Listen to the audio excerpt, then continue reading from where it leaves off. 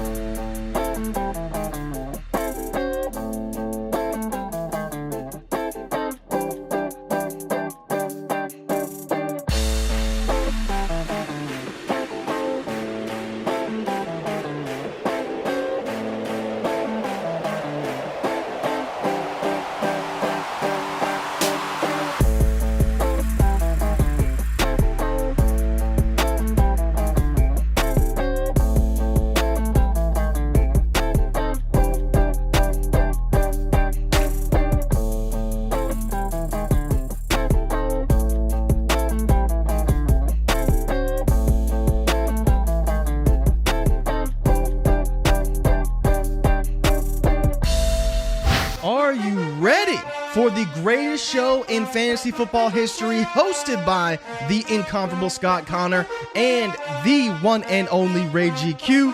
I present to you Destination Chill, where football and fantasy collide.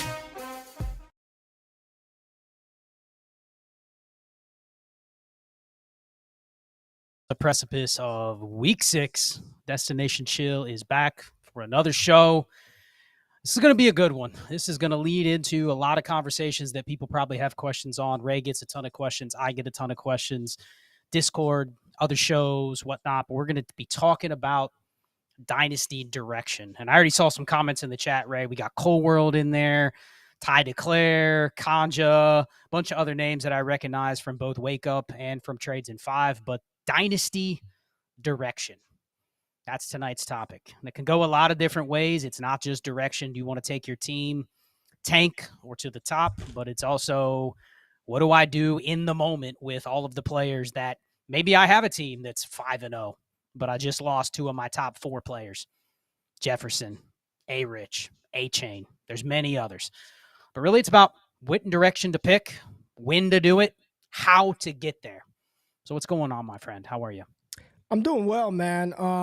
It's something that we talk about all the time, Scott, just leaning into a direction. And I think it's one of those things when you start out any league, dynasty, redraft, everybody's got a doggone contender, right? Everybody's going to win the league when you do the startup and you pick your roster. Then a couple of weeks goes through and, things aren't going well. But now we look up, we're going into week 6. And I still see a lot of people out there that are 0-5, 1-4. Man, I just need, if I can just fix this position, if I can just upgrade the running back, if I can get another receiver, I'm going to be all right. So this is going to be a good one, man. I mean, we've both been in spots and are currently in spots now where we look at our rosters and the reality is we're just not going to win. And at that point, I think the strategy almost is, it's competitive, but like in a reverse way. It's the competition to the bottom. It's the race to clear points. It's a race to the 101. It's the race for the higher draft capital. And you see that happening in certain leagues with sharp managers. And, if you can't win, what is it, Ricky Bobby? If you ain't first, you're last. And that's kind of in a way, like I don't want to be so black and white with it in Dynasty, but it kind of is, man. Either you're in it to win it or you don't want to play around in the middle.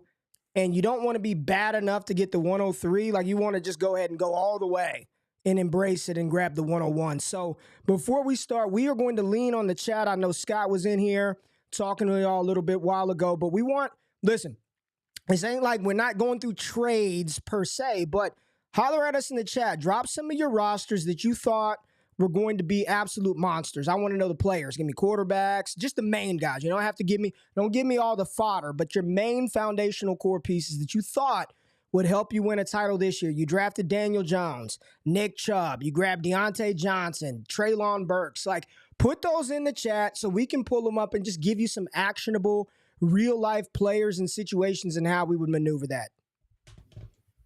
Yeah, and I'll just say this, just because Ray and I are in probably, I don't know what, 15 leagues together, give or take, something like that. Yeah. And I have noticed, and I'm sure a lot of people that are in this chat or watching this on the replay or listening to it on the pod feed have probably also noticed the last couple of weeks, you and I have been pretty active. And I think in a way, because we spend so much time together, we spend so much time in voice chat talking through this stuff, we spend so much time every day texting about different stuff, but we're also out there going, all right, we're practicing what we're preaching. And anyone that didn't catch last week's episode, we talked a lot about the pitfalls of running into the other managers in your league where you see they should be going in a direction. You see they should be making this type of move, but they just haven't quite got there. And sometimes it's being willing to go out there and spend, I mean, let me just pick your brain. How many hours this week have you spent? And maybe hours is the wrong word because we're pretty efficient at just sending shit out. But Yeah. how much time this week have you spent going in a league and doing your full 360 scope review of your team and the other teams in the league and going, I'm just going to send out 15 deals. Numerous leagues we're in, you've put in the chat, I just sent out a dozen trades. And sometimes you put that little poke in there too, which is like half of y'all better be just accepting these because of the direction you're supposed to be going based on my research. But how much time have you spent this week? Because it feels like this is kind of the crucial time to either get ahead of going up or going down, but being active and not waiting until 4 or 5 deals have gone through. And then you're wondering, man, where is the market for me to go either direction? That's how you get stuck in the middle, is when you're the last one to act. So what's your week looked like? You've sent out a lot of deals. How successful you think you've been? How much time have you spent? I will say I have been successful. I've spent some time. Like I can't quantify it and tell you how many hours, but I am very strategic, and I got this from you. I don't do it with every league, Scott. I've got to pick and choose which day I'm going to focus on which leagues. Right now I'm in a portfolio. I play in a lot of leagues, so I'm prioritizing them by pot, chances to win, and I'm spending some time, dude. I mean, when I wake up at the crack of dawn, I'm checking the message box. If I got to go take a dump real quick, I got the phone in the bathroom with me, and I'm firing off offers. Like, listen, I'm going to be real with y'all. Like, I am sending them out because there's a goal. I'm trying to accomplish something. And I know that if I'm last to the party, or if I wait another 2 weeks, those first-round picks, those second-round picks that I'm trying to acquire, the aging veterans that are going to help you win a championship on a contender, they're gone. I can't wait until week 8, week 9. It's having an honest assessment of where I'm at already in week 5. I was listening to Sirius XM today, and some people were on there, I don't know who it was, and they were like, oh, man, everybody's talking about where, the season is flying by and there's not a lot of time left. And they were telling people you got plenty of time. Even if you started out, the advice that was given out is even if you started 0-5, you got plenty of time to turn that thing around. Okay, maybe. Like, maybe if all the stars align and you get lucky, somehow you'll rattle off 10 straight wins and make it to the playoffs. But the likelihood of that happening is slim. So, yeah, Scott, I've been very aggressive, very honest and real with my teams in those rosters, and I am trying to liquidate to either buy some veteran players off of teams that have failed, or to liquidate some of those older players, or at least desirable players off of my roster to accumulate capital to have liquidity going into the offseason. Yeah, and let's just start talking about the process of getting there, because the title is obviously picking your direction or dynasty direction. But where do you start? Because it's very easy to go in your league and go, okay, let's just say it's a 14-team league, okay? And I'm 6th place. I'm 3-2. I wrote an article a couple weeks ago on the site that kind of talked about how to navigate this through 4 weeks. So if anyone wants like a place to start, that's where I put, and shameless plug, Tectonic Transactions. I put it out every week. That is what I am doing. That's what I'm doing.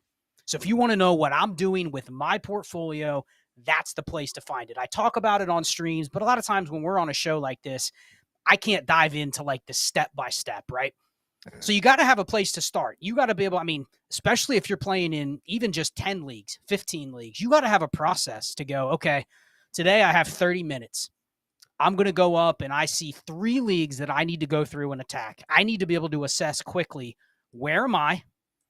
Some of the other things besides my head-to-head record, my potential points, my all-play record, what are the playoff rules? How many teams make it in? All these little factors where you go, okay, well, what are my odds of getting to the top or getting to the bottom? And that's not just an assessment of getting to the playoffs. I was looking at a league today where I considered, man, should I blow this thing up, Ray? It's a potential points league. Then I look at the potential points. There's 3 teams that are 300 below where I'm even at. So it means I can't even get to the bottom. I have a better chance getting to the playoffs than I do getting to the bottom. So I can sit there and go, oh, I should blow it up. I'm 1-4. Then I go, there's been 3 teams that have been blowing it up since last summer. Yeah. So it's like I can't even get to the bottom. So I might as well, maybe I strategically try to move a piece or 2. But it's not just a blow up because I'm going to be getting Caleb Williams. It's like, okay, I don't want to spend my flexible capital, but I wouldn't hate getting into the playoffs, seeing if I can do some damage because I have a couple players that could go off. So you have to have an assessment in a process. That article kind of walks through how to get there, the things to look at to really determine, okay, are you a contender? Are you a pretender? And I saw Dynasty Daddy in the chat giving a shout out to him. He has a good site to at least double check your thoughts. Hey, let me pull up that Dynasty Daddy. Ray, it says your team's a fraud. 9th in total assets in the league. Mm-hmm. Now you're 4-1. You're thinking you're cooking, right? You're a game away from getting a bye. Yet you look at one of these other sites and it goes, man, Ray, your roster isn't as valuable from an asset standpoint as some of the others in your league. So it's almost like a full scope view, but you got to be able to do that in 15 minutes. Because the next step is doing what you're doing. Okay, I know what I need. I know I need to go buy maybe a QB. I know I need to go buy a wide receiver. And then you're just starting to fire out offers. And you and I can send out offers and we go, oh yeah, that Nuke Hopkins looks good in this league. Let's just go for it. We don't really care necessarily who the players are. We're trying to get a specific form of a deal done to push our team in a certain direction. Correct. And it's not about the players as much as it's the direction of where the trade is going. Well, that's the crux of the matter, and that's going to be the linchpin of this show, the pain point that a lot of people don't want to hear, but they need to hear, because what you normally see when that happens is, yeah, I know I need to race to the bottom, but I really can't move Drake London. And, I want to hold on to Ramondre Stevenson because I need to build around him next year. So let's go ahead and start to put some actionable stuff into play here.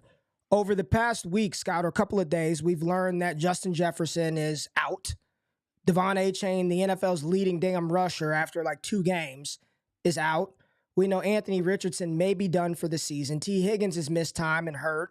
Think about all the players. Saquon Barkley's still not active. Daniel Jones is hurt. And I'm not naming players that are fringe, bottom, you picked them up late.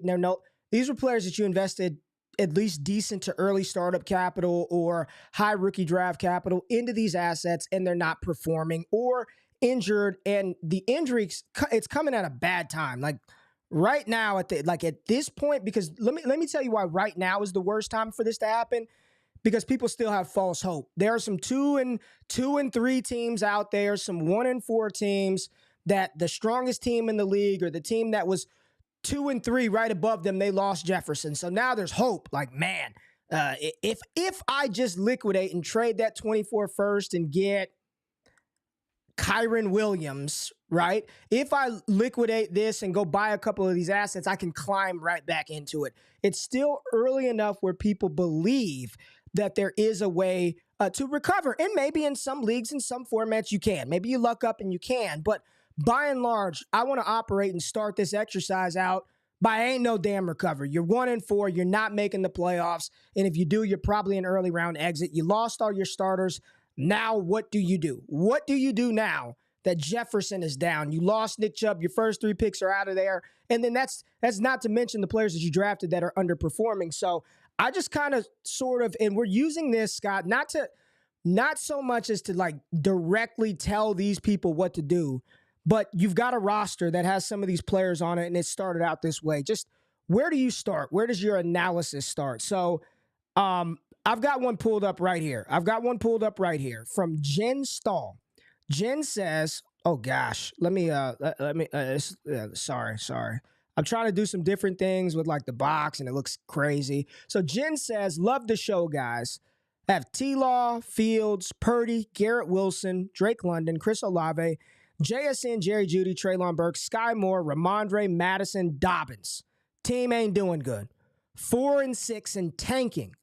So Scott, you see those players. Pull it up one more time. T-Law, Fields, great quarterbacks. I mean, Brock Purdy got awesome name. There's a lot of rosters out here with some of these names, Scott. Garrett Wilson, Drake London, JSN. Oh, my God. Talk about a wolf of a best ball option and underdog. Jerry Jeudy, Treylon, because they listened to me. He was going to break out this year. Sky Moore, they were listening to D-Bro, my boy. Ramondre, Madison, Dobbins. What do you do? This roster, it's got good names, Scott. And I guarantee, and I don't know if Jen is still watching, guarantee if you say, go, I'm not even going to say anything, but I guarantee I know what Jen's thought process is for the players that you may say she need to be liquidating. So you've got this roster, strong quarterbacks, great names in here, not a lot of production. You're 4-6 and you're trying to tank. What are you doing? How do you approach this? So zooming out from this specific team for just a second, one thing I was thinking about earlier today is, and I shared this with you before the stream, but I had a couple teams, especially one that I'm thinking of where I didn't really think it was any good. And we're 5 weeks in and it's probably my best team thus far. Is it my best team from like an asset standpoint? No. But in terms of how it's performing, yes, like all player record, it's right there with some of my best teams. Now, the takeaway is when you're in this position with that roster, I think we have to acknowledge a couple things. We've done prior shows, so I don't want to really bring it up on this, but the Dynasty day trading game that we play now, the redraft version of things change so quickly. It also means, and this is kind of a theory, that it's a working theory that I'll probably do a future show on, but I do kind of surmise that you can build a team from little to a lot if you're willing to grind, and you can do it quicker than you could have in the past. And the reason for that is if you're willing to grind the margins, if you're willing to pack a team like this in and say, hey, this team has a foundation of sorts. It has a couple foundation receivers, at least one elite quarterback that I can probably go into next year feeling okay about them in the same spot that they are today, but also acknowledge that I can turn everything else around into something that's liquid. And maybe I get some good value on a couple players that are injured, that others are scared of holding for the next month because they're not going to be scoring any points. But I think if you can just do that and go into the offseason with liquidity in the form of draft capital, and let's face it, after the season ends, so I think it's this year, January 4th is the last game of the year, something like that. I don't know the exact date, but it's the first week of January. Mm-hmm. The day after that happens, payout day, all your leagues are paying out the commissioner dues and paying out the prizes, right? Think about the demand. Look at your roster. Think about the demand for every one of your players on that day. That player, Ramondre, whether he's producing or not right now, what is he worth on that day, the day after the fantasy playoffs ends? Look at this roster. Everyone in here, look at this screen and tell me which players on this team do you feel ironclad good about the day after the season's over? Now, you may have a little bias and go, I still believe in Jerry Jeudy. I still believe in Treylon Burks. I'm not saying would you roster them. I'm saying how good do you feel about that year 3 Treylon Burks in your portfolio when he's done nothing after 2 years? Not from that he can't end up being a useful piece. But how much is the other 11 managers in your league going to go, man, I cannot wait to give you a second and a third for that Treylon come draft time, right? Yeah. And that's how you have to think about these players. And with this day-to-day, week-to-week, I mean, hell, a summer, an off-season feels like a decade in today's Dynasty world. Think about what you thought in March versus what is true today and how different it is, but also embrace the fact that you can build a team up very quickly to the point where there's a player that I don't know if I could have obtained a month ago that I can buy for players that I would have considered nothings a month ago. And that's because there's always people going, oh, man, that guy's injured. I don't want him anymore. That guy's not injured. I'll trade you him for him. Like it can be that quick. And if you're active enough, you can take advantage of that if and I'll give a shout out to Jordan McNamara. He's always said this, one of his biggest flaws in Dynasty, and I'm curious his thoughts now because I haven't heard him say it in a little while, but when he gets to the offseason, he never had the roster people wanted to trade with.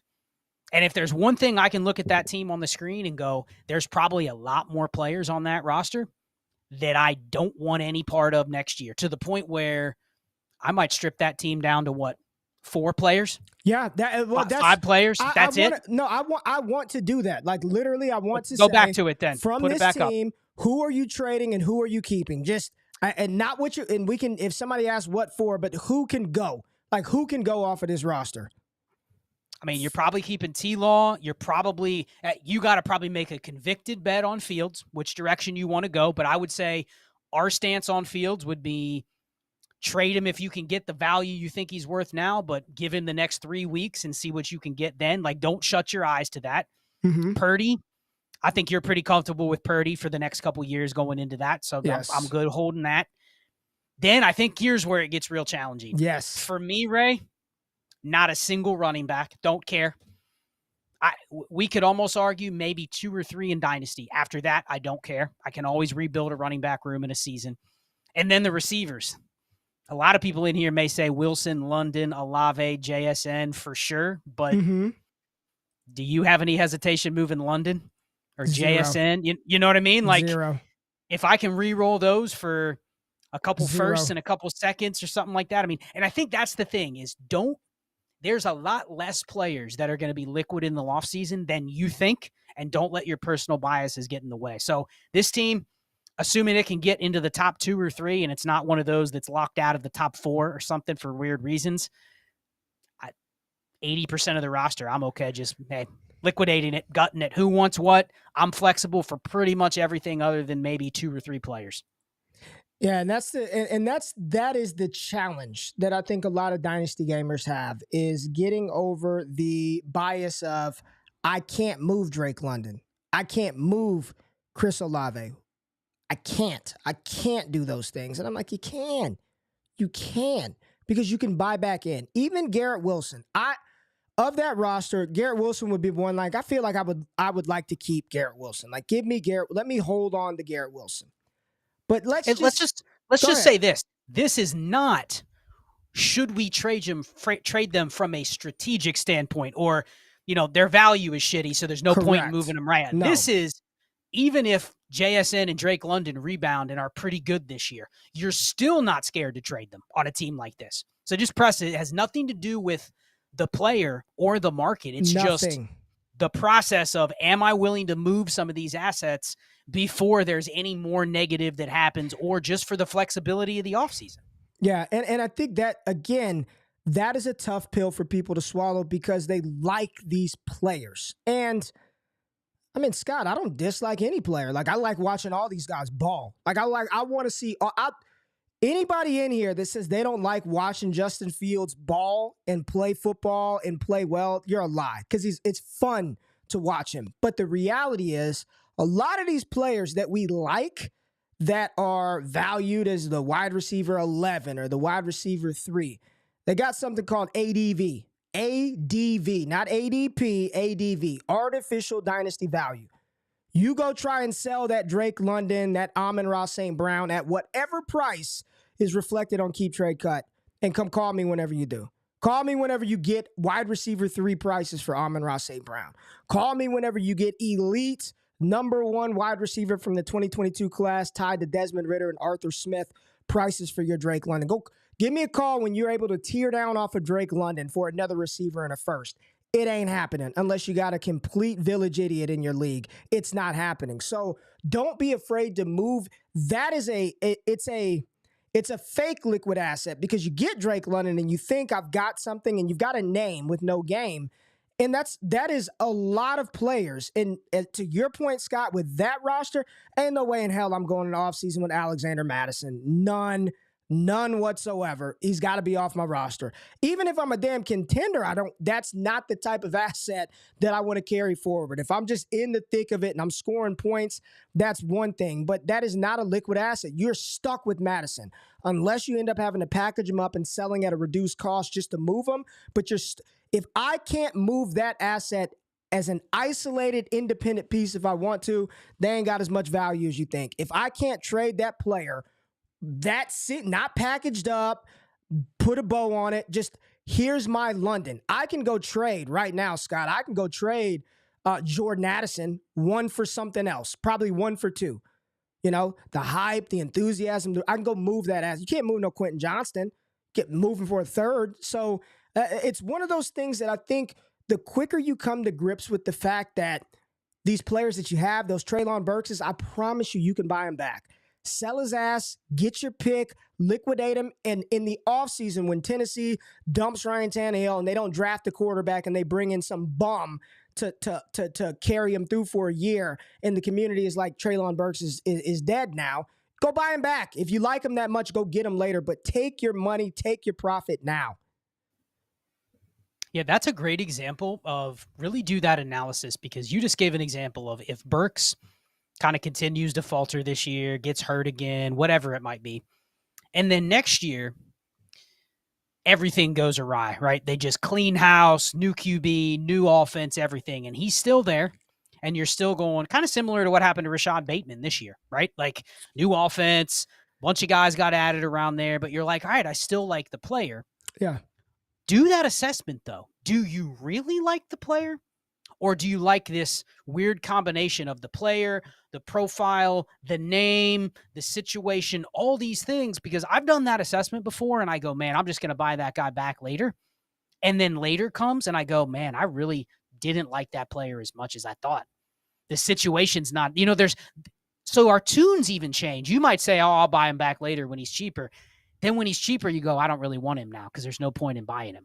So I think that's huge. And then just to one more thing you mentioned, we've had this long discussion when people mention about trades and they're trying, especially the ones where they're trying to go to the bottom. We'll talk about going to the top here in a second. Yes. But if you're trying to go to the bottom, like that roster, the 2 and 3 roster, let's say you've done the assessment already and you realize, okay, if I can, and know your rules, know what's required from setting a lineup and all that stuff, like make sure you're not violating any bylaws and all that kind of thing. But if it's a record gets the best draft pick, potential points gets the best draft pick, like look into what is the benefit I could see down the road. Because we do this exercise today, Ray, and someone sends you a future first, but you're giving up a player that you think you should get a first for, and you're having to kick in a second. Yeah. And you're looking at that going, man, I really don't want to sell DJ Moore and a second for a first on a team where I'm in the middle. It's one of those where you're like, I'm okay going into next year with DJ Moore because he's still a 26-year-old, pretty good proven receiver. Absolutely. So I don't mind holding him. Yes. But you have to analyze that trade of, damn, why do I have to give this second? I should be able to get that first for DJ Moore. But if you hold your own pick, Ray, and now I put a trade up there that says, Ray, you have to give DJ Moore next year's 206 and next year's 104. Mm-hmm. But you get a future first and the 102. That deal looks pretty good now, doesn't it? Yes, it does look pretty good now. Yes. And I think that is something that I don't think people appreciate is what benefit am I getting that's not seen right away from freeing that roster spot, from dumping those points, from taking that DJ Moore out of my lineup. Because I guarantee you, if you're down in the range where you're fighting for the 101 to the 105, that one draft slot, that you can argue if it's the right tier, if it's the tier between QB3 and Marvin Harrison Jr., you can argue that's worth a first alone. Now, you can't project that today, but you have to be thinking about, man, if I can move this pick up next year from the 102 to the 101, how much is that worth? 103 to the 102, how much is that worth? Like, you have to be thinking about that in your first round pick and even your second round pick. Like, but it's not value that's going to be in the trade calculator. It's not going to be reflected to where you're going to go, okay, am I really going to haggle with Ray on that second round pick that I got to give up? That late second that he keeps forcing me to throw in to give me that first for DJ Moore, am I really going to let that be the deal breaker to me getting the deal done that I want to get done? No. And I don't think people look at that. They don't assess trades like that. They just say X for Y, and if I'm not getting enough profit, then I'm not doing the deal. And then they leave a bunch of players on their roster. They forego potential flexibility, and then I'll tell you what, they kick themselves in 6 months. Man, Ray, would you have added that Rashee Rice to the deal to move up from the 105 to the 102? Probably would have, absolutely. Right? But not at the time. You couldn't give him up in that deal. So just think about the back end value that you don't see, and maybe others don't even see. We got a super chat here from Top Miami, and he made a deal, or she, Top Miami. I don't know who it is, but they made a deal. I want to pull this up. Traded away Travis Kelce for Nico Collins, Roschon Johnson, Logan Thomas, a 24 first, a 24 second. It's a 1 quarterback, full PPR. What do you think? And I'm assuming this is going off of the back of maybe a failed contender, had Travis Kelce, unloaded Travis Kelce, and got this return. Single quarterback, PPR league, Kelce for Nico Collins, Roschon Johnson, Logan Thomas, a 24 first and a 24 second. Well, it's a 1 QB. So I bet you the person on the other side, if they were looking at taking a shot at an elite tight end, probably was like, all right, I can give a bunch of stuff. Yes. Including a 1 QB first and second. That's not going to kill you in a 1 QB. So, right. But you know what? This is one of those deals where I bet you this is probably the best offer they're getting for Travis Kelce. Yep. And that's it. And it may not be what you want. You may have to make 2 more deals to turn all those assets into something you actually want. But don't decline it and go, okay, I'm not doing it because I'm being stubborn. Nobody in my league will offer me anything better. And if you truly can say that, you've put Kelce on the block every week of the year every week for the last 5 weeks and never got a bite. And then this shows up in your inbox. How do you assess that, Ray, when you're like, all right, I know this is 80% of what I should get, but I also know this league, it's like pulling teeth to even get an offer. Yeah. When do you just go, screw it? I'm just going to accept the value and I'll live to see another day with these new pieces and we'll see when something comes up later. How do you assess that in your head, whether you just take it? Well, normally, and my mom told me this when I was very young, and it stuck with me my entire life. And she said, son, sometimes the best lesson is a bought lesson, one that you have to pay for. Sometimes you learn the most by having to pay for something that you've done. And I've had to pay in the bad way, not in a good way, but I've had to pay by having that happen, getting greedy, asking for a little bit more. And let me tell you what the absolute worst feeling in Dynasty is. And everybody's been there, and it's the worst damn feeling. Offer hits your inbox, your ass gets greedy, you want a little bit more. Don't hear from the manager for a couple of minutes, and the next thing you know, you see a trade go through, and somebody else got the damn player that you could have had because you were haggling over a 3rd-round pick or Cortland Sutton or some dog shit rookie that's no good, and you're sitting back with your hands in your lap like, man. Now, then you send an angry message to them. Damn, dude, why you didn't even give me a chance to counter? My man, I sent you a good deal from the rip. You know what I'm saying? And we've all been there before. So I've had to learn the very hard way, being offered multiple picks for a Trey Lance, and nope, couldn't do it. Needed more than a 25 second and a 24 first. I couldn't just take the 25 second, and I learned my lesson. So now when I've got an undesirable non-liquid asset, and if anybody shows any sort of enthusiasm with a decent offer, and the offer that was given here, that's not a bad offer. Is it the best offer in the world that you would think when you're moving off of a Travis Kelce? No, but 2 things are happening here. One, that team was like, I don't want this asset. Like, it's time to move off of here. Whatever happened, it's time to go. And 2, somebody else actually wants to take on a 34-year-old tight end. Great. Give me a pick. Give me some stuff. I'll figure it out when I'm gone. And let me tell y'all, when you do this, whether it's from either side, because there comes a point where you got some nice young studs and you've got a shot to win it, and you start to buy old assets and you got to move off those young players. But it's liberating. Like, once you press accept and you start to liquidate or buy, it's a good feeling because you're not even worried about. I don't even look at where the seconds are anymore, Scott. Give me all of them. Give me as many seconds. Give me the first. I will fit because there's one thing that is true as time, baby. In Dynasty, I don't care how good or bad the class is perceived to be today. Come March and April of draft time, all those picks will rise in value. Every last one of them. People will want those. So, yeah, man, I've had to learn. We aren't perfect, Scott. We aren't perfect. We've done deals where, man, you told us one the other day. I should have taken the damn deal. Why didn't I just do that thing? Why didn't I do the deal right then and there?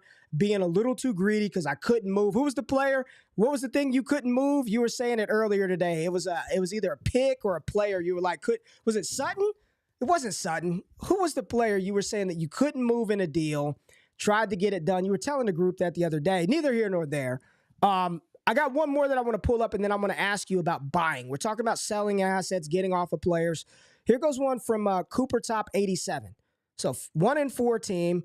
Deshaun Watson, this is a good one. Anthony Richardson, CeeDee Lamb, T. Higgins, Chris Godwin, Tyler Lockett, Kyle Pitts, and Brian Robinson. That's his foundational pieces. He's 1-4. What are you doing? This is your roster, Scott. This is your roster. You thought this was going to go get it. You got Higgins and Godwin, Lockett, Pitts. You're going to smash. You're 1-4. What are you doing with this? Where do you start with this one? Well, I mean, everyone knows my first glance is going to be running backs. Any running back's gone. Don't care who it is. I mean, I'll sell Bijan, I'll sell Gibbs, I'll sell A-Chain. It doesn't matter. So running back, if I've decided I'm going the other way. You said you would sell Bijan because we're in leagues with people who are 0 and whatever, 1,000 because it's all play. But they cannot move Bijan Robinson because that can't move Gibbs. I can't. You are insane, Scott Connor at Charles Chill FFB, for even insinuating that I trade Breece Hall. What are you talking about, man? Like, what are you talking about? Trading they can go? But you're full of shit, Scott. I don't believe you. Just my personal philosophy, and clearly not everybody feels this way, because as a buyer, which we'll talk about in a second, there's a lot of running backs where I go, you know what? I will swallow the value just so I can get a little production. And maybe I'm trying to be a little greedy and buy a little bit of future insulation. But you go to a team, 1-4, 0-5. If they have any running back that's producing, like that should be one where I'm willing to move it. And I see the comment. I'm not saying I'm giving Bijan away. What I'm saying is that, hell, there's contending teams where if I have Bijan, I'm not saying I'm not trading him. And maybe that's just Ray and I. Yep. We play in a lot of leagues. We're willing to trade any player. You want my Bijan, I'm not going to sweat it if I move him on a team where he's perfectly aligned. So I think it's just running backs go. I'm always open. Now, it doesn't mean there's not one or two that I'll hold on to on certain teams for whatever reason. And sometimes with the running back market too, if it's just a player where nothing you can get but a 3rd-round pick, wait a couple weeks. Wait till the demand drives up maybe a little bit for that player. Right. So you don't have to sell him right now, but the point is I don't want to go into the offseason holding, man, I got Tony Pollard and Travis Etienne. Just wait till next year. Just wait. Like that's not how you want to play it at running back. And we even talked about earlier, I mean, receivers, T. Higgins. He'll be 25, entering free agency. Chris Godwin, Tyler Lockett. Those are not staples in my roster. So maybe it's Pitts. Maybe it's the QBs there. But, hell, if someone wants Watson, I'm okay moving him. Like, that's not off the table. CeeDee Lamb, okay moving him if someone really wants him. So, again, it's just these teams are going to go, I got a foundation of 8 players. And really it's 1 or 2, maybe 3 at most. And it doesn't mean giving players away. Right. But if someone comes to you with a creative deal on an injured receiver that goes down and they go, man, I'm going to give you the injured Devontae Smith and a 1st for CeeDee Lamb. Okay, I'll consider that. Not even because I want Devontae Smith for next year, but it's because it's a liquid asset that I know in the offseason there'll be a market for me to move. So that's the kind of deal I'm entertaining regardless of who the player is. And I would want to mention one comment before we move on. Sanford put in the chat, contenders should be thinking the same way. Do not let the extra 3rd or 4th or that extra 2nd stop you from getting the deal done that you want. Because one lesson is very few dynasty trades are going to show up in your inbox in the value and the form or structure that you want. Say that again. Say that one more time, Scott. very few offers are going to show up that match the value you want and the structure you want. Like those are few and far between. Like I could say, Ray, do you like $1,000? If I said I'm going to give you $1,000, you'd be like, hell yeah. Ray, I'm going to dump 100,000 pennies on your driveway. You still take the money? Yeah, immediately your head is going, all right, how much is it going to cost me to clean up the 100,000 pennies, get it to the bank, and turn that 1,000 into what? Right. You're going to have to pay. You pay a kid in the neighborhood $200 to clean it all up and take it to the bank. Guess what? You still got $800, right? Yeah.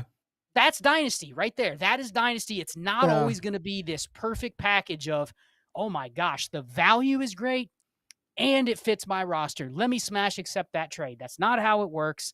So you kind of got to be willing to go, okay, what's the assessment here? And is it worth just getting the deal done? Somebody said, hell no, they don't want the 1,000 if you're going to drop all the but that's the trade in the inbox, man. That was a good lower. Yeah. You could dump those pennies on my driveway. Somebody said, shit, dump them right over here. I will take them. I love it. But that's what makes the Dynasty cycle and Dynasty market go. So we had another super chat here, man. Let me see. 1 and 4. Okay, from Mitchell Jacobs. Think I have an interesting one. 12 teams, Superflex, start 10, half PPR. Burrow, JRich, JT, Kenneth Walker, Drake London, MPJ, Nico Collins, Kincaid as key pieces. I'm 1 and 4 with no first. I like this. This is an interesting one.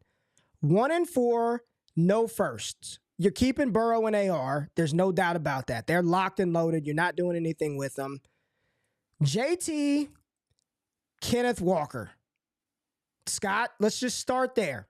These are 2 running backs that are valued right now as top 5, top 8 running backs in Dynasty. Kenneth Walker's producing like a top 3 running back, and Jonathan Taylor just got a deal. So he's locked up for another couple of years. Whether he's the new Ezekiel Elliott or the old JT, we don't know. But he's locked up, and everybody loves him. We've already kind of talked about London, Pittman Jr., Nico Collins. Like, honestly, I'm just telling y'all now, those guys are just I'll leave that for another day. Nico and MPJ are fine. But point is, and then you got Dalton Kincaid as a tight end. You're 1 and 4. No first. What are you doing here? Where do you start with this one? Because I like the pieces here. This is a nice foundation. It's good. Personally, I look at this and I'm like, shit, if I got to roll in the next year with Kenneth Walker, JT on just first glance, I'm like, all right, that's not that bad. Like, I got JT and Kenneth Walker next year, but I know you don't view it the same. So talk through that one. This is a good one with no first. Yeah, I like the question because it is a team where just on the surface, with no first, 1 and 4, if everybody was healthy, I could sell myself on, you know what? I've already traded my first. Let me see where I can maybe fill in a gap here, fill in a gap there, do it as cheap as possible. And we had a long discussion in the voice chat today about how do I create value out of nothing? And when you come out with the full Trinity stuff, it's going to be very evident ways where you can go, okay, I got a receiver that's valued X, and I can probably get a receiver plus and still plug the receiver I'm getting into the same spot. And voila, I turned a receiver into a receiver and a second round pick, which I can then turn around and go get something else with. And really, from your perspective, you're looking at it as, yeah, that's my wide receiver 3. And I pivoted and I got extra value out of just name for name, you know, but on this team, the tough thing is you're 1 and 4, you don't have your first, and now you lost JRich. So I think you got to pick a direction. I think what you have to do with this team is there's no incentive to tank, but I still think I'd be looking at this going, okay, I don't need my own first back. You can certainly, Shane's a huge advocate of going back to your team. And I don't know if I love this because anytime I try to do this, especially with, you know, my Twitter handle or my company name as my team name, like someone knows is like, they're there to just rake me over the coals, you know? So, but he's always like, you know what? Go back and beg the person that has your first. What do you want for it? Everything's open season. You want Drake London and Kenneth Walker. It's yours. You know, do you want to talk a deal for this or that? It's yours. I don't like that. I kind of like just saying, you know what? Let bygones be bygones. I'm not going to worry that I traded my first, but I'm still trying to get to the construction that I want to get to next year. But I think in a team like this, you got to open up everything for trade, man. Like, probably not JRich, because you probably can't move him at this point and there's no incentive to, but someone comes and they want Burrow and they want to give me, I don't know, CJ Stroud in a second or something. You know what I mean? Like, Yeah. I got to listen to every other player. I can't grab Burrow and hold him really tight and go, man, I can't move him because I need him next year. I can't move Drake London because he's a young receiver. Like, I think you got to open up everything on that roster and just be shooting for process trades and value up and down. And nobody is too secure on that team to move. That's just my take, because I don't have an incentive to dump points, but don't you agree that team needs to find a way to create some more liquidity and Yes. just overall value into the offseason? And So it's probably not holding the running backs. Talk about that.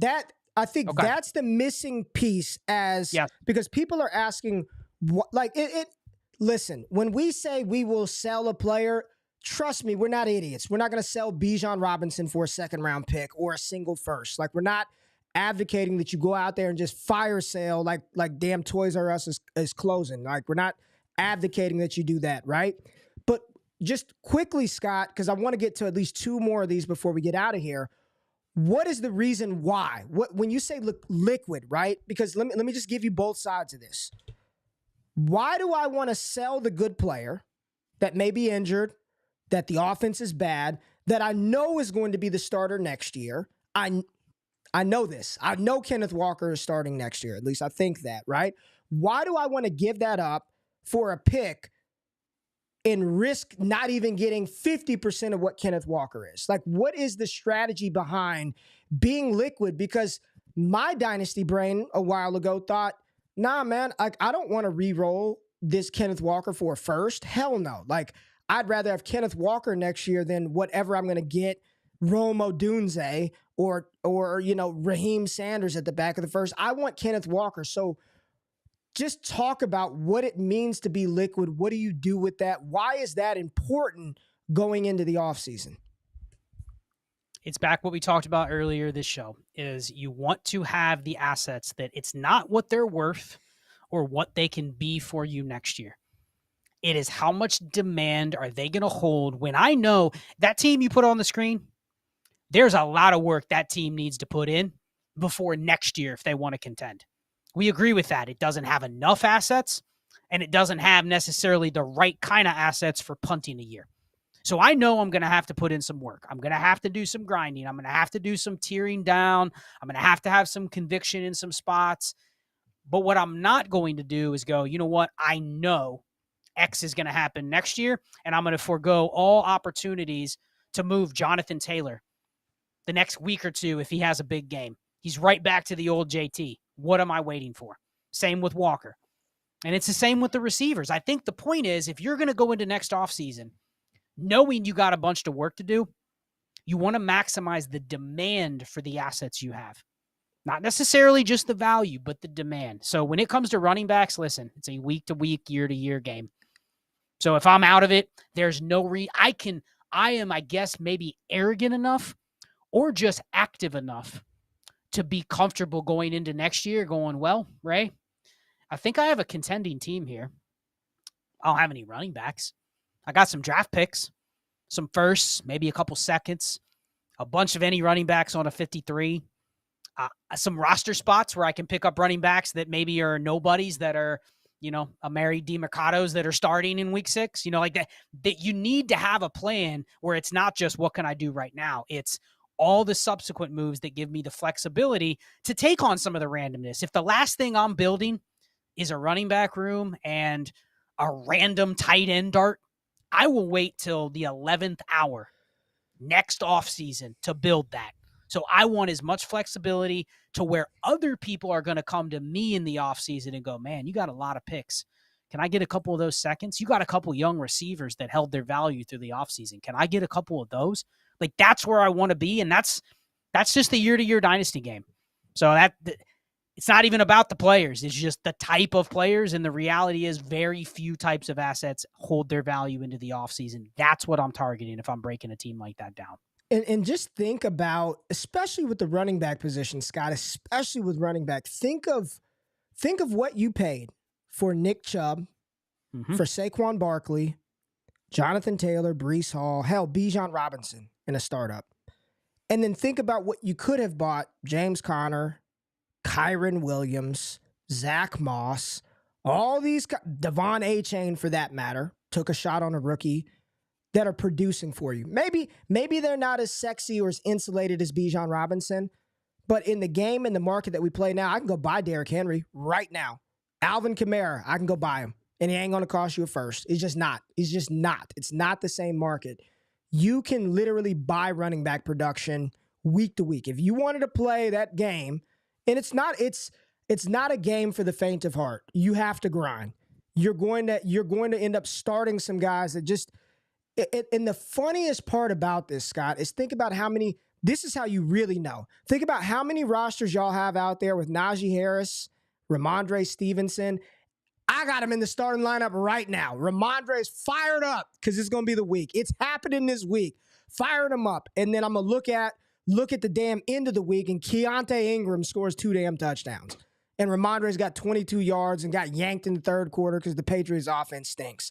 I mean, it's just, this is the stuff that happens. I'm thinking about all the Tony Pollards I have, and I'm just like, my God, I'm getting points from places that I never even imagined, Scott, that I never even imagined, because they just play running back.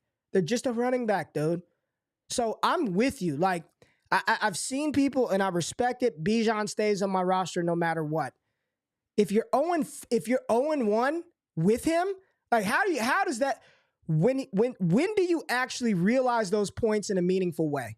Like when maybe you turn it around next year, but chances are, if you drafted Bijan and you're still 0 whatever it is, there's probably some other structural things going on with your roster that is creating this losing window that you're in. But I'm just not afraid to move any of these guys. Because 2 years ago, Jonathan Taylor was the most secure thing that Dynasty had ever seen. Just secure, smash. Never seen 6 foot, 230 pounds, runs a 4.3 40-yard dash, and he's on this awesome offensive line with the Colts. Now it's like, shit, I really don't even want JT. I like him, he's good, but ain't as secure. And this is not an indictment on, this is how we have treated the running back position year after year. It's, what are you doing for me now? And don't get so attached to the name. Like, who cares if it's Bijan? It's an Atlanta Falcons running back in the NFL. Running back in the NFL. And it's not just a running back dig show. It's a lot of these players. It's the T. Higgins. It's the Drake Londons. It's the players who have this ADV, this artificial dynasty value that keeps you locked in and you can't move it. And they're doing you no good. Because even if you hold those guys to next year, tell me, Scott, as it sits today, and maybe all hell could break loose and they end up drafting Drake May, if they roll into next season with Desmond Ridder as the starting quarterback, which is very real and very possible, what changes for that Drake London that you've held? Like, what changes? What changes? Nothing. Maybe he gets a little bit better. Maybe. But is it worth holding through all the volatility, all the roller coaster, the up and down? You got to be able to recognize, have a real talk with your roster, and understand these are just players. Like, just move them. Get liquid, and you will have a lot more fun. Like, I promise you, it's fun. It's liberating. It may suck now that you're losing, but once January and February rolls around and you're the person that's got 11 picks out of the first 3 rounds, you're sitting on gold. You can go buy whoever you want. You can literally turn your team around in an offseason. In an offseason. With that first, I guarantee you after the season, if you wanted to, you can buy Pacheco plus something else for that first round pick. So someone can draft Keon Coleman. Guarantee you. Guaranteed. Yeah, it's there's a lot of analogies I can make, but I think it just comes down to the fact that the dynasty game moves so quickly. And I touched on this on Destination Dynasty the other night, and it's very hard. I don't want to go too much into it because I don't have a great way to kind of show the people how to quantify it. But we're moving in a game where, and I don't know if it's like trade calculator sites and keep trade cut eventually becomes obsolete, because I don't think that's really what their purpose is. They're just almost like a measurement of how popular and how players are trending up and down. That's really all a trade calculator is looking at what directions are players going, what are people valuing as a whole. But what never can be measured, and I think this is the key to really doing this analysis, is it's not what you can get for the players. It's not what they're worth. It is what is their demand. Yes. And let's be honest, there's a lot of players that I can say, okay, this player has demand now. They may have value. The value may always be the same. I can argue that a producing, aging receiver like a DeAndre Hopkins or a Mike Evans, their demand fluctuates week to week. Their value is almost always going to be sticky from a standpoint of the person that has them over the last 5 years. They are probably sitting in a spot where the person that has them, the value that they are asking is always going to remain right around the same because they're there for a purpose, right? Mm-hmm. But the demand is what changes. That's what you have to think about if you have some of these rosters. Yeah. You have to do a true and honest assessment going, okay, if I have Jerry Jeudy and he goes out and has a good game, or, the rumor now is that he's going to get traded, and man, if he gets traded somewhere that has a good offense, whatever, right.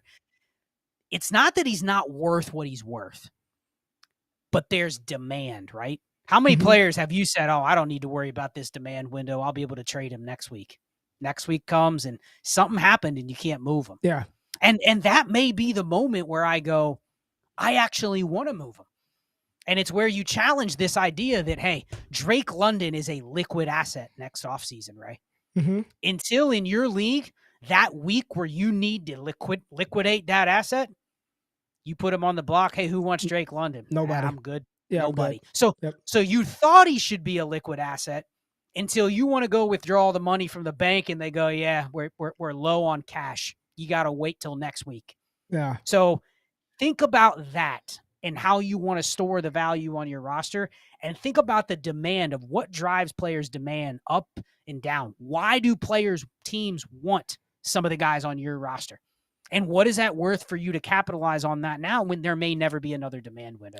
That's the biggest takeaway from this, regardless of where your team is. Always be thinking in that lens. It's not what I can trade them for, is can I move them or can I buy them? Let me ask you some quick ones because we got 2 super chats we need to get to before we get out of here. So very quickly, from the reverse side, are there any injured players that you would be willing to buy on, let's just say, a failed contender that's trying to liquidate and get liquid? So let me throw one out there. Anthony Richardson goes on IR. There may be a team that was competing, and JRich was, I know he only played like 2 full games, but when he was in there, he was scoring points. They lost Anthony Richardson. Damn. JRich is down. This absolutely bled my chances. Is that the type of player that you're willing to liquidate some of your 24 capital to go buy that quarterback, knowing it's not going to do anything for me this year? This is a next year play. So Anthony Richardson, just yes or no, are you willing to buy him, generally speaking? Is that like the type of asset that for the right roster, you're willing to go offer that contender? Let's just say you had a Matt Stafford, a Tutu Atwell, and a first, and they were like, cool. Like that was the offer that came through to get your producing Matt Stafford, get the stack of Tutu Atwell. Hell, let me make it even better for you, Scott. Let me just give you Matt Stafford and Cooper Kupp are on your failed contender. Failed. And you're awful. You're 0-5, but you got Stafford and Kupp. The JRich manager comes to you and said, I want that Stafford and Kupp. And all they send you is Anthony Richardson for Stafford and Kupp. That's it. JRich for Stafford and Kupp. Are you making that deal? Yeah, that's an easy one. I mean, and the blanket answer here is it's Richardson and Jefferson. This might be the only window you can buy them. There it is. That's it. This might be the only chance you can buy them. And how many times have I said when it comes to the elite players, the discount isn't what you're getting, it's that you're getting them. That you're getting it. Just buy them. Scott ain't saying go trade 5 first-rounders for Justin Jefferson. Nobody should ask that. But your window is open to buy those players. So Jefferson, Anthony Richardson, the window is open. Go get him. And real quick, a lot of people want to know, Achane, are you buying him? Are you buying Devon Achane? I'm more apt to buy Achane on a roster where I actually think I can still win. And I can get potentially the spark plug the second half of the year for my team. But I mean, how many times have I said during this, if I'm going into the offseason with no intent of winning, then I have no reason to even buy a running back. Even him. No, it's just a positional thing. So no. Man, my girl Jazz is in here. She said I don't give a damn. She said Bijan's RB8 and hadn't even scored a touchdown. I'm holding him no matter what. I wanted to get to that, but we'll get with Jazz next week. That's my girl. But 3 quick super chats right here, Scott. We got one right here from CLCF15. 12-team super flex, and these are the only thing we do not put another super chat in here because we ain't gonna answer it. We'll have to get to it next week. Where we at? 12-team super flex, start 9 PPR. Tua, Watson, Kyler, Bijan, Aaron Jones, Tyreek, Cooper Kupp, Amon-Ra, Olave, Pitts, 1 and 4, but top 4 in points. I don't have any draft capital. Quickly, Scott, thoughts on this one? No draft capital, top 4 in points. Listen, that's a start 9 roster. I'm taking a shot. I'm continuing to plug in the gaps and just try to win. All right. Joseph, 10-team, start 12. 10-team, start 12. Okay. 2 QB, trying to tank. Can get 2 seconds for Geno, but team who wants him is 1 and 4, and I have their 24 first. Would be his QB2. Does Geno move the needle enough to where I shouldn't help him out? So this is a theory thing. It's a 10-team, so I don't value the QB nearly as much. It is a 2 QB. It is 2 QB. So it is 2 QB. I like the part about I have his first is helping him, hurting me. If that's an assessment that you think it's going to, that's a good factor to factor into the trade. Personally, in this format, I'd be okay taking the 2 seconds. Listen, if Geno Smith is hurting my draft pick next year, then if you want to liquidate, I'm okay with it. That's probably a guy you may be able to buy for a second in the offseason in a 10-team. Agreed. So I'd take it. Last one here, 2 QB league. I had Mahomes and JRich. I have Zach Wilson on the bench. On waivers, it's Minshew and Ritter. $33 out of $150 is all I have left. Bid it all on Minshew. I mean, you probably got to get one of them. I mean, I'm okay with Ritter. I'm okay with Ritter or Minshew, but sure, I guess since you have JRich, if you want to prioritize Minshew, then that's fine. I'd probably go Minshew over the others, but I'd still put a bid in on Ritter, and I'd put a small bid in on, whatever else could be out there as a backup. Like I wouldn't go dry. You know what I mean? If I don't get Minshew, then fine. If I don't get Ritter, then make sure I pick up a backup quarterback in that spot too, just in case variance flips my way as well. Good question. Here's how we wrap this up. Jasmine said 1 and 4, but top 4 in points. F fantasy. We've all been there. We've had them in the other way too. 4 and 1, and my team's garbage. I don't know how the hell it's 4 and 1. Oh man, that's the show. Thank y'all for tapping in to Destination Chill. We're getting into our groove. This was another good one. I think this is very applicable to a lot of people in here. Scott hit you with a bunch of takeaways. Go back, replay it, listen to some stuff, and if y'all want more, like more of this. This is literally what we do all day, every day, except for Saturdays and Sundays. And sometimes we're popping it off in there. Go to destinationdevy.com, jump in the Discord. I'm telling you, it is a great resource for like-minded people who do this stuff all day. So appreciate y'all tapping in. We are going to head over to the Discord to continue this conversation with an A&A, myself, and Ty DeClaire, who's one of the writers for Destination Devy and one of the reviewers for Dynasty Trades in 5. And actually, Scott, before we get out of here, I do want to show this because I think I still have it up. Roster reviews. Scott, can you just make a quick plug for the roster reviews I got on the screen? Yeah, Dynasty Trades in 5 does roster reviews. We've plugged them before on the show, but you can see it on the screen. Check out the site, dynastytradesin5.com/roster review, or send an email to roster review at dynastytradesin5.com. There's a bunch of options. If you want to know kind of what direction to take your team, inquire there, check it out. There's some options in there for myself and Shane to do it. You can get on live stream with Trades in 5 if you want to go to the big boy package, but yeah, send an email or inquire, and we'll hit you up with the information. There it is. Appreciate y'all. We'll see y'all next Wednesday. Be chill, y'all. We're out.